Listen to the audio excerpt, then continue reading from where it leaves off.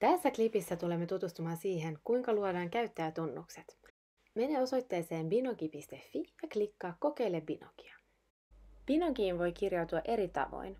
Jos koulusi käyttää Microsoftia tai Googlea, voit kirjautua sisään klikkaamalla näitä kuvakkeita.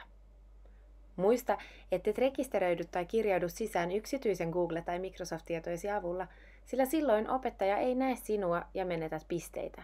Ja silloin et opettajanakaan näe luokkiasi. Kun olet valinnut itsellesi joko opettaja- tai oppilasprofiilin ja valinnut koulun, klikkaa itsesi eteenpäin. Kun olet päässyt näin pitkälle, pyydä kollegaasi tai opettajaasi hyväksymään sinun rekisteröitymisen opettajan osiossa. Sen jälkeen päivitä sivuasi ja näkymän pitäisi olla tämän näköinen. Mikäli sinulle herää kysymyksiä, voit olla meihin yhteydessä sinisen puhekuplan avulla.